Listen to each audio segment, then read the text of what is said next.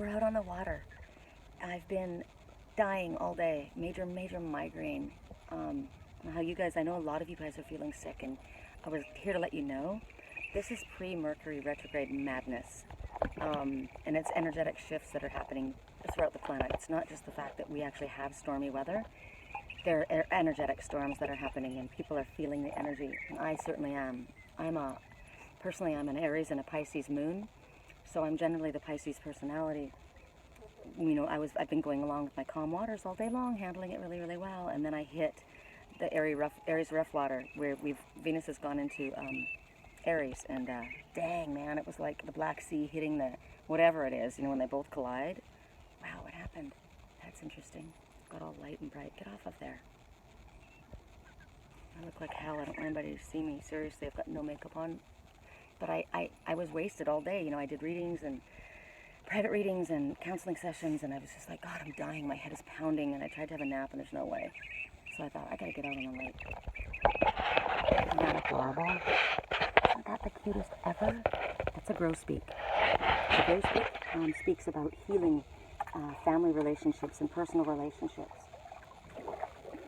They've been singing out here. It's the prettiest sound. Isn't this beautiful? I'm just putting out to the universe. When I have to leave here, please don't take me away from the water. I really need the water of some kind around me. If you stick me in a city, in the cement, I think I would curl up and die. No, I would. I know I would. I know I would. I couldn't handle it.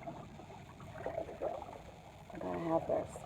You know, people have been asking me all day about animal totems. You know, what's my animal totem? And I think I've spoken to you guys about it before, and how everybody comes in with one, specifically at least. I came in with several. I came in with the big cats, which represents every cat. And when I was a kid, I spoke the language of the animals in the forest. I literally did. I literally spoke their language. It was documented. I'm not lying. I lost it by the time I was 11 and a half because my family became Jehovah's Witnesses, and that was definitely not going to be copacetic in that organization. And I wasn't able to get it back. I keep asking Spirit, you know, all the gifts that I get opened up to me, why can't I have my language back? And I finally realized why. Because if I knew how to speak to the animals like I used to, I would just be talking to them. I wouldn't be able to help other people.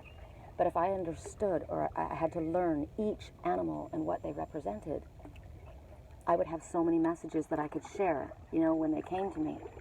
So if you guys wonder when I say, oh my gosh, you know, the panther, yeah, that's my totem, or my cat's my totem, or the wolf is my totem, and they're thinking, okay, how many totems do you have? I've got tons, because they come to us, once they come to us, once you become aware of their messages, they come to us either as a permanent totem or a temporary totem, depending on the animal. And I've got so many now. I mean, especially because it's my work. My shamanic work. I work with the animal messengers, but it's a deal that I got.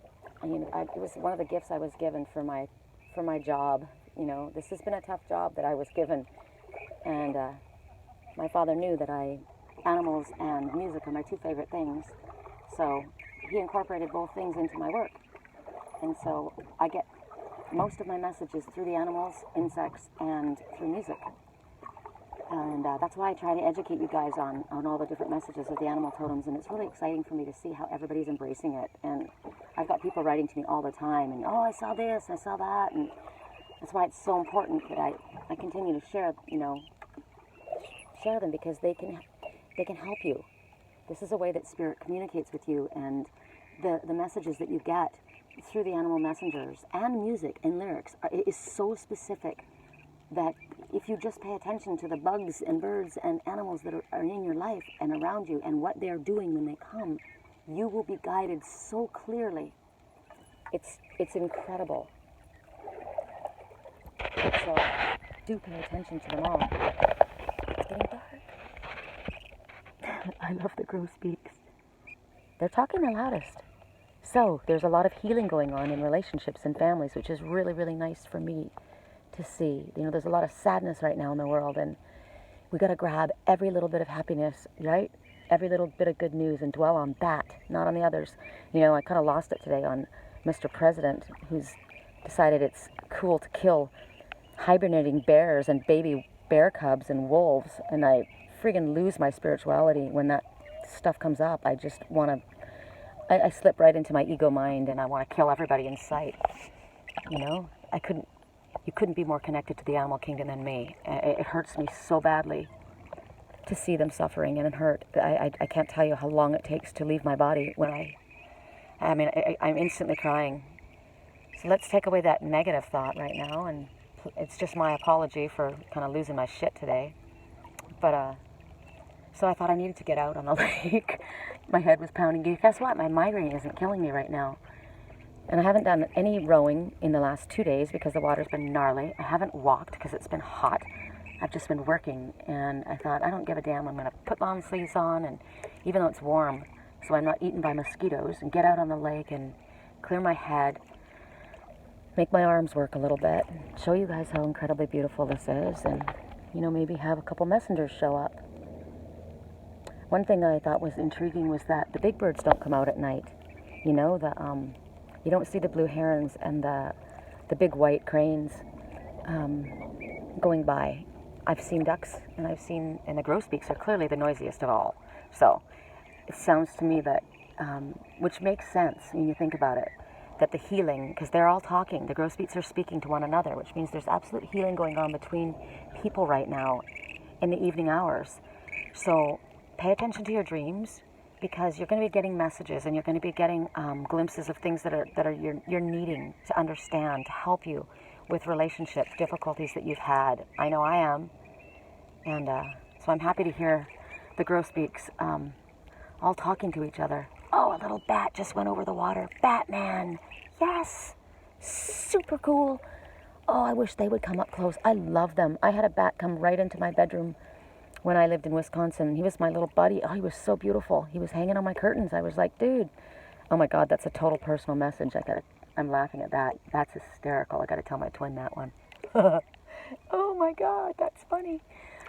And then I rescued a couple bats, you know, and everyone's like, they've got rabies. And I'm like, yeah, don't worry about it.